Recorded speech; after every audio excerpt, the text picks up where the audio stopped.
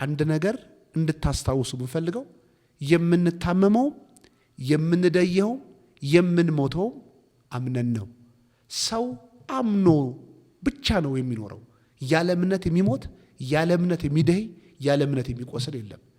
ያወቅነውን ሳይሆን ያመነውን ነው የምንኖረው። ለምን መሰላችሁ? ዕውቀት መረጃ ነው። ኑሮ ግን የሚሆነው ዕውቀታችን ወደ እምነት ሲቀየር ነው። ሰላም ሰላም፣ እንዴት ናችሁ ተመልካቾቻችን? ፓስተር ሮን ነኝ ከሮን ፖድካስት። ዛሬ አንድ ሀሳብ በልቤው ስላለ ይህን ሀሳብ ሼር ላደርጋችሁ መጥቻለሁ። ጻድቅ ሰው በእምነት በሕይወት ይኖራል ይላል የእግዚአብሔር ቃል። ጻድቅ ሰው ወይም ከእግዚአብሔር የተፈጠሩ ማንኛው የሰው ልጆች ሁሉ እግዚአብሔር ባህሪውን ሰጥቶ የወለዳቸው ፍጥሮች ስለሆኑ ማናችንም ሰዎች ሁሉን ሕይወት ከባህሪያችን ተነስተን እንደምንኖር እንድናውቅ እፈልጋለሁ። አንዱ ከተሰጠን ባህሪ ከእግዚአብሔር ባህሪ ውስጥ ከወጣው አንዱ ባህሪ እምነት ይባላል። ይህ እምነት ደግሞ የሰው ልጆች ሕይወትን ወይም ማንነትን፣ ነገሮችን የሚጀምሩት ሁሉን ነገር ከእምነት ተነስተው ነው። ሳናምን የምንኖረው ሕይወት የለንም። እምነት ግን ሁል ጊዜ ልክ እምነት ባህሪያችን ነው። እምነት የሚባለው ነገር ከምንሰማው ወይም ከምናየው ወይም ከምንሰማውና ከምናየው ነገር ተነስተን በልባችን ጸንሰን በዛ ባወቅነው ነገር ላይ መሰረትን ጥለን ነው የምንኖረው። ልክ እምነት ዘርን እንደሚቀበል አቅም አድርጋችሁ ተቀበሉት፣ እዩት፣ ወይም ደግሞ ተመልከቱት። ሲዱ ደግሞ ዕውቀትን ብላችሁ እዩት።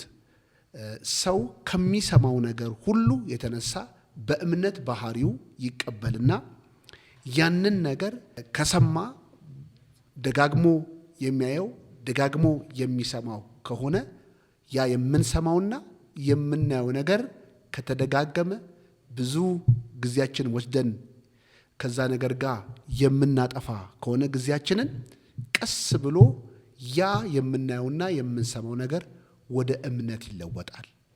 እኛ ሕይወት ውስጥ ገብቶ ምን ያደርጋል? ይዋሃዳል፣ ውስጣችን ይገባል። ከዛ በኋላ ያ እምነት ያ ዕውቀት እምነት ከሆነ በኋላ የዛን ጊዜ አንኑር ብለን እንኳን ራሳችንን መቆጣጠር አንችልም። ያ ያመንነው ነገርን ሁሉ ምን ማድረግ እንጀምራለን? ፒክቸር ማድረግ እንጀምራለን። ያመንነውን ነገር ደግሞ አይናችን ብንጨፍንም በውስጣችን ማየት እንጀምራለን። ያመንነውን ነገር ደግሞ ሳንወድ በግዳችን ማውራት እንጀምራለን። በንግግር መገለጡ አይቀርም። ከዛ በኋላ ያ ያመንነው ነገርን ወደድንም ጠላንም ወደ መኖር እንመጣል። ለዚህ ነው ጻድቅ ሰው በእምነት በሕይወት ይኖራል። ሰው ከእግዚአብሔር ቃል ወይም ከእግዚአብሔር እውነት ሰምቶ እና ከእግዚአብሔር ቃል ጊዜ የሚያሳልፍና ከእግዚአብሔር ሐሳብ ጋር ጊዜ የሚወስድ ከሆነ ያንን ዕውቀት ያንን ያየውን ነገር እምነቱ መሆኑ አይቀርም። በዛ እምነት ሕይወት የሚባለውን እግዚአብሔር የሚፈልገውን ነገር እንድንኖር የእምነትን አቅም እንቀበላለን። ወይም ደግሞ እምነታችን የጸነሰው ያ የእግዚአብሔርን ሐሳብ ስለሆነ ከእግዚአብሔር ሐሳብ ውስጥ ሕይወት የሚባለውን ነገር ሪፍሌክት አድርገን መኖር እንጀምራለን። ያ ሕይወት የሚባለው ነገር ምንድን ነው? እኛን የሚጠቅምን ለሰው ልጆች እግዚአብሔር እንዲኖሩት ያሰበው ሕይወት ምን ይባላል? ፕላንና ዕቅድ ምን ይባላል? ሕይወት ይባላል። ስለዚህ ያንን እግዚአብሔር ሕይወት ብሎ የሚጠራውን ሕይወት ለመኖር ሰው መጀመሪያ እግዚአብሔርን ቃል መስማት አለበት። መስማት ያስፈለገው ሰምቶ እንዲሄድና እንዲያውቅ ብቻ አይደለም። እየደጋገመ እያየውና እየሰማው መኖር ያስፈለገው ያንን ነገር ወደ እምነት እንዲገለበጠው ነው። በእምነትን በልባችን ውስጥ አለ፣ ኔቸራችን ነው። ሲድ ግን ያስፈልገዋል። የሚጸንሰው ሲድ ያስፈልገዋል። አንድ ሴት ለመውለድ ሴት ስለሆነች ብቻ አይደለም የምትጸንሰው፣ ለመጸነስ ዘር ያስፈልጋታል። ልክ እንደዚሁም ሰዎች እምነት አላቸው። እምነታቸው ግን የእግዚአብሔርን አይነት ህይወት ለመኖር ከእግዚአብሔር የሚወጣ ቃል ያስፈልጋቸዋል። ይህ የእምነት ህግ ነው ሁል ጊዜ። ስለዚህ ኑሯችን በእምነት ነው። ሌላው እዚህ ጋር እንድታውቁ የምንፈልገው ሰው የሚሰማውንና ደጋግሞ የሚያውን ነገር ነው ወደ እምነት ህግ የሚቀይረው። ከዛ ማንም ኑሯችን ከእምነት ህግ አያልፈም። ሰው አምኖ ነው የሚኖረው የሚለውን ነገር አስምሩበት። ሌላው ደግሞ ሰዎች እግዚአብሔርን ካልሰሙ ሌላ ነገርን አይሰሙም ማለት አይደለም።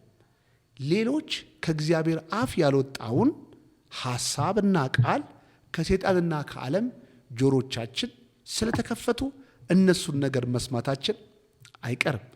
እነሱን ነገር መስማት እና ሁል ጊዜ የምናይ ከሆነ ደግሞ ያ የምንሰማውን የዓለምና የሰይጣንን ውሸት አምነን መኖራችን አይቀርም። ምክንያቱም እምነት ሲድ ነው። እምነት ፖቴንሻል ነው፣ በእኛ ውስጥ ያለ ኔቸር ነው፣ ባህሪያችን ነው። እምነት ግን ለመፈጠር ዘር ያስፈልገዋል ብያቸዋለሁ።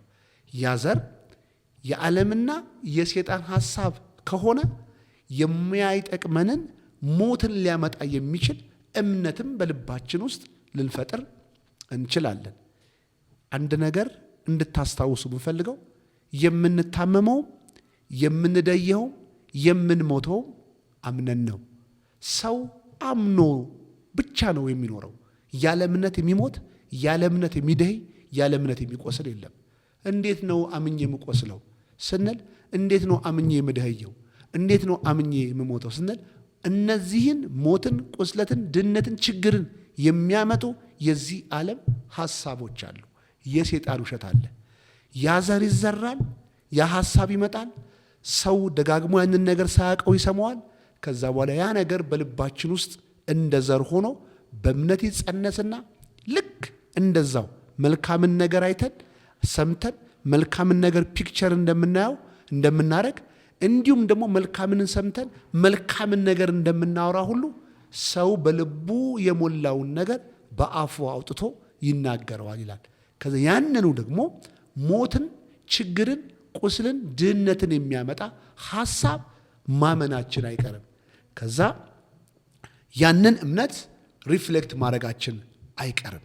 ከዛ ያንን ውሸት፣ ያንን እምነት ሰው መኖር ሲጀምር የዛን ጊዜ በዛ እምነት አማካኝነት ብዙ የማይጠቅሙን ውጤቶችን ማየት እንጀምራለን።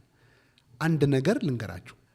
እስራኤል ሰዎችን እግዚአብሔር ወደ ከነዓን ለማስገባት የነገራቸው እና ያስተማራቸው ቃል ብቻ ነው።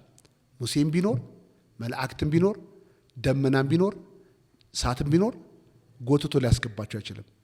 ደመናውም፣ እሳቱም፣ ሙሴም፣ አሮንም ማንም መላእክት ቢገለጥ ሰውን እንዲያምኑ ማድረግ ነው እንጂ አንገታቸውን ጎትቶ ማስገባት አይችልም።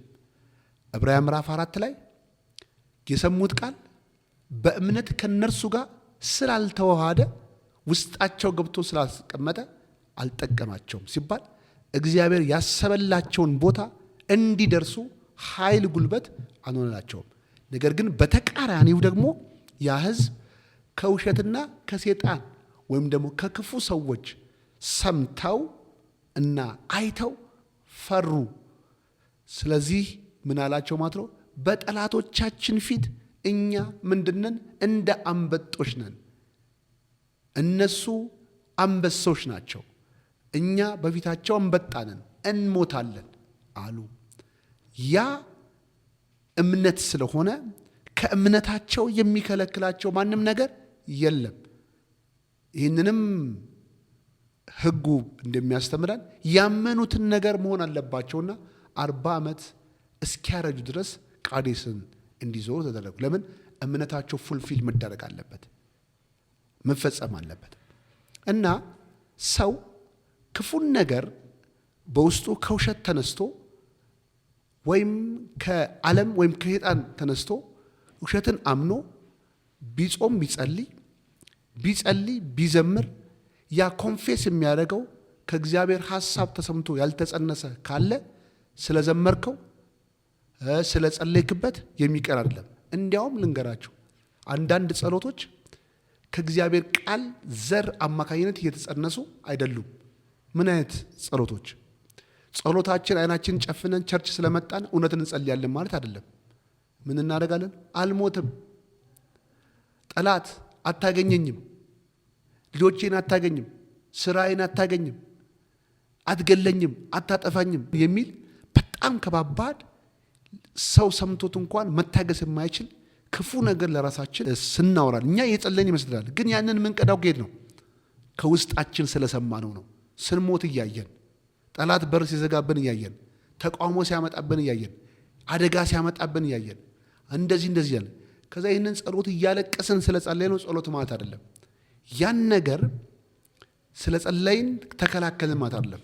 ያን ያውም የሚያሳየው እነዚህ አይነት ሰዎች በልባቸው ውስጥ የሞሉት በልባቸው ውስጥ ብዙ ጊዜ የሚሰሙት ነገር ሮንግ ነገር እንደሆነ ይታወቃል። ስለዚህ አይናቸውን ቢጨፍኑም ቸርች መጥተው ቢጸልዩም ኮንፌሽናቸው ሮንግ ወይም ደግሞ እይታቸው መጥፎ ስለሆነ ያ ነገር በህይወታቸው ላይ ይሆናል። ከዛ ምን አሉ? ጸልያለሁ እኮ እግዚአብሔር፣ አልቅሻለሁ እኮ ለምን አልከለከልከኝም ይላሉ። አንድ ነገር አስታውሱ፣ ሰው በእምነት ነው የሚኖረው። ስለዚህ እግዚአብሔር ቃሉን የሰጠን እንደ ቃሉ እንድንጸልይና እንድናምን ነው። የእግዚአብሔር ቃል ደግሞ መሰረቱ ሮሜ ምዕራፍ 12 ቁጥር 3 ላይ የእግዚአብሔር ፍቃድ ፍጹም፣ መልካም፣ ደስ የሚያሰኝ ነው። ሰው በእግዚአብሔር ልቡ ተሞልቶ የእግዚአብሔርን ቃል በእምነት ከጸነሰው እሳት ውስጥ ወትወስዱትም፣ ባህር ውስጥ ብትወስዱትም፣ ክራውድ ውስጥ ብትወስዱትም፣ የተለያየ ችግር ብትወስዱትም ከልቡ የሚያየው ልምላሜን ነው።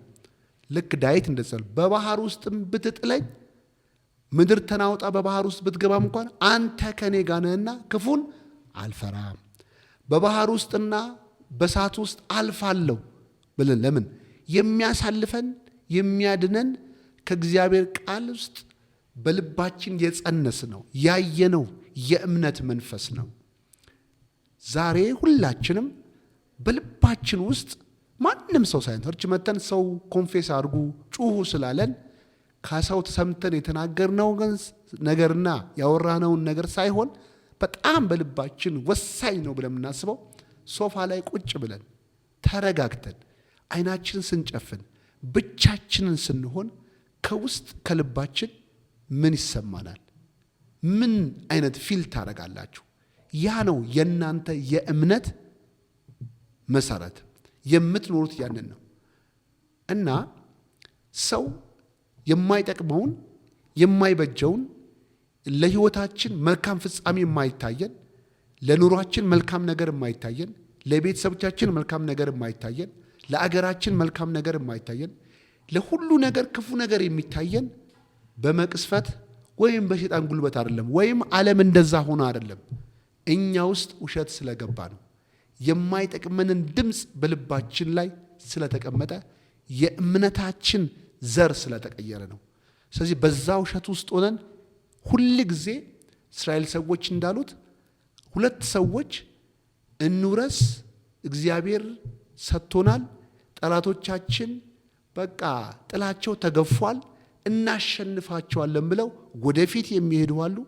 ሌሎቹ ኔሽኖች ደግሞ ከውሸት ከ12 ሰላዮቹ 10 ያፈነገጡን ስለሰማ እኛ እንዳበጣነን ሬሳችን ምድረ በዳ ነው፣ ፈጽሞ መግባት አንችልም፣ መውረስ አንችልም። አንድ አይነት ተስፋ፣ አንድ አይነት የእግዚአብሔር ቃል መጥቶ አንድ አይነት ሐሳብ መጥቶ ሰዎች ግን የተለያየ እምነት በአንድ ነገር ላይ ሊይዙ ይችላሉ። አሁንም እኔ እናንተ በዚህ ዓለም ላይ ሁል ጊዜ ኮንፊውዥኑ፣ ችግሩ፣ መከራ ያለው ከውጭ ይመስለናል። ግን እኛ ውጩን እንዳለ ሳይሆን የምናየው እንደ እምነታችን ነው የምናየው። እና እምነታችሁን ከውስጣችሁ በቃሉ አማካኝነት ፒውር ካደረጋችሁ፣ በእውነት ላይ ከተመሰረታችሁ ሁሉ ነገር ቀና ነው። እሳቱ ቢኖር ታልፉበታላችሁ፣ ማዕበሉ ቢኖር ጸጥ ታደርጉታላችሁ፣ ከእንደገናም ደግሞ ረሃብ ቢኖር ትለመልማላችሁ። ለምን? ቃሉ በልባችን ከተተከለ ከምናየው ከማንኛውም ምድራዊ ዲዛስተር በላይ መኖር የምንችልበትን አቅምና ጉልበት እንደሆነ እናውቃለን። ዛሬ በእምነት እንደምትኖሩ በህይወት እንደምትኖሩ ካወቃችሁ በዚህም አንጻር ደግሞ ችግሮች፣ ሞቶች፣ ውድቀቶች፣ ችግሮች ሁሉ የሚመጡት በእምነት በኩል እንደሆነ አስተውሉ። እነዚህ ግን ውድቀት፣ ሞት፣ ችግር፣ ረሃብ፣ ድህነት ሁሉ የሚጸነሱት ደግሞ ከእግዚአብሔር አፍ ባልወጣው በእያንዳንዱ ቃል የጸነስነው የውሸት እምነት ነው። እነዚህን ነገር አጥርተን የውሸት እምነትን በእውነት እምነት ምን ማድረግ አለብን? መቀየር አለብን። ያ የእውነት እምነት ማለት እግዚአብሔር ስለ አንቺ፣ እግዚአብሔር ስለ እኔ፣ እግዚአብሔር ስለ ሰው ልጆች ያለውን ንጹሕ ሐሳብን ብቻ ስሙ። ከዛ ያንን መስማት ከጀመራችሁ እምነታችሁን ስትቀይሩ ህይወታችሁ ይቀየራል። አንድ ነገር አጥብቄ ልንገራችሁ፣ አገር ስለቀየራችሁ ኑሯችሁ አይቀየርም። ቸርች ስለቀየራችሁ ኑሯችሁ አይቀየርም። ባል ትዳርን አፍርሳችሁ ሌላ ባል ሌላ ሚስት ስላገባችሁ ህይወታችሁ አይቀየርም። ጓደኛን ስለቀየራችሁ ህይወታችሁ አይቀየርም። ገንዘብ ስላጣችሁ ገንዘብ ስላገኛችሁ ህይወታችሁ አይቀየርም። የህይወት ሁለንተና የሚቀየረው በእምነት ብቻ ነው። ሰው ባለበት ስፍራ ላይ ሆኖ የሚጠቅመውን ነገር አይቶ ማመን ከጀመረ ተአምራትን ዛሬ መኖር ይችላል። ዛሬ እኔ ገብቶኛል፣ ይሄ በርቶልኛል። ሁላችንም ይህንን ነገር እንድናስተውል እፈልጋለሁ። አንድ ነገር ልንገራችሁ፣ ሰዎች ያመኑትን እንደሚኖሩ ከበራላቸው በቃ የህይወታቸው ታሪክ ተለወጠ። ያወቅነውን ሳይሆን ያመንነውን ነው የምንኖረው። ለምን መሰላችሁ? እውቀት መረጃ ነው። ኑሮ ግን የሚሆነው እውቀታችን ወደ እምነት ሲቀየር ነው። ስለዚህ የምናውቀው ብዙ ነገሮች አሉ፣ ግን አንኖራቸውም። የምናነባቸው በጣም ደሳስ የሚሉ ኢንፎርሜሽኖች በአይምሯችን ውስጥ አለ፣ ግን አንዳቸውን አንኖረውም። የምንኖረው የምናምነው። አሁን ስለ ጥሩ ዳይት መብላት፣ ስለ ስፖርት፣ ስለ ጤናማ ህይወት፣ ደስተኛ ሆኖ ስለመኖር የሚያስችሉ ብዙ እውቀቶች አሉን። ግን እውቀቶቻችን ያህል ዛሬ ብንኖረው እንደኛ አይነት መልአክ አይነት ህይወት የሚኖር ሰው የለም። ግን ልንገራችሁ፣ የሚኖረው ሰው በሚያውቀው ሳይሆን በሚያምነው ነው። እምነት ደግሞ በአንድ ቀን የሚጸነስ አይደለም። ደጋግሞ ነገሮች ጋር ጊዜ ሰጥቶ ከመስማትና ከመዋል ከመዋሃድ በኋላ ውስጣችን ከተመሰረተ በኋላ ነው የምንኖረው። ልክ ሴት ስትጸንስ እንደሚታወቀው የጸነሰችው በዛች ግንኙነት ባረጉበት ቀን ሊሆን ይችላል፣ ግን መጸነሷን ማንም ሰው አያውቀውም። ጊዜና ሰዓት አለው። ሰዓቱ እየጨመረ ነገሩ እየተዋሃደ አቅምን እያጎለበተ ከዛ በኋላ አካሏን ዘሩ ሲለውጠው ነው ዘር እንዳለባት የምናውቀው። ግን ዘር በተዘራ ጊዜ ያው ትልቅ ሆኖ 9 ወር ወይም ከተወለደ በኋላ የምናየው ልጅ በዘር መልክም መጀመሪያ ነበረ።